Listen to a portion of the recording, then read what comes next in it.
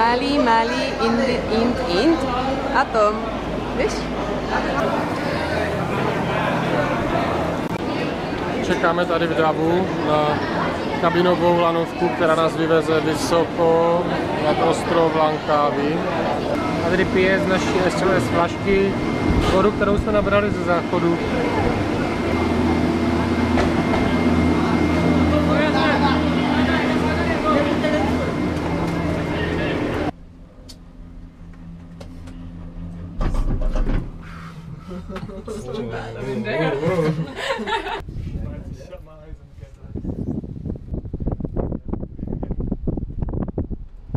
Co máme šílenou výšku, ale opravdu šílenou. Ten další vodopád. Kde? A pták, Opravdu úžasné. A tam nahoru jedeme. Say goodbye. Say hello. Say hello. You're still alive. He's like sweating. Say hello. Hey, alive. Tady máme pohled na skoro celé Langkawi. A tam ještě teďka pojedeme, tam je Skybridge. A tady už vidíme Skybridge. Konečně. Máme tady šílenou cestou na Skybridge.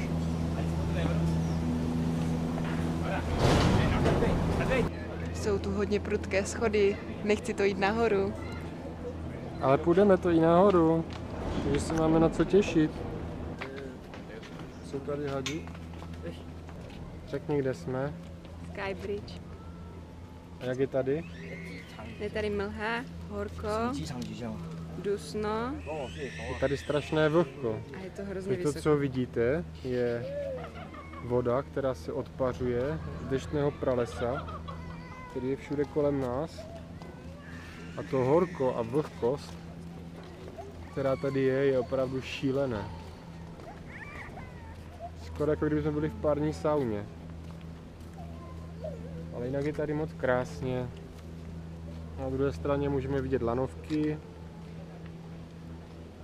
a Langkawi, moře. A zde máme už thajskou stranu, kam se chystáme. To malinké, co tam je v dálce, by mělo být Kolipe, akorát nevím, jestli to jde vidět na té obrazovce. A tam jsou další thajské ostrovy.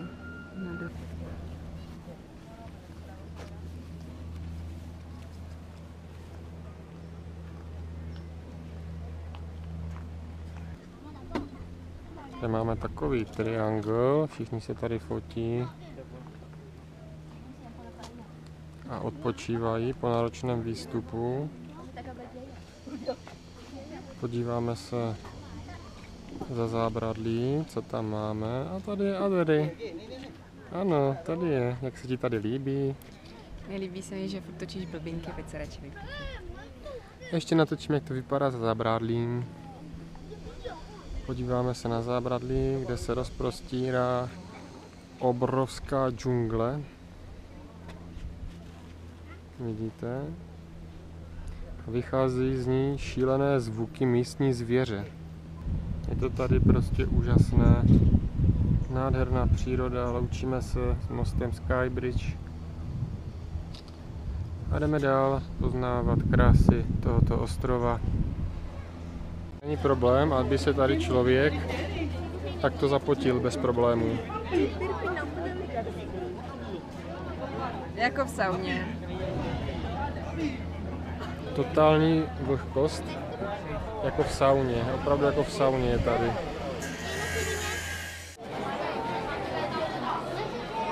Mám úplně mokré kalhotky. Je to tak, to můžu potvrdit. Je to totiž země. Keca.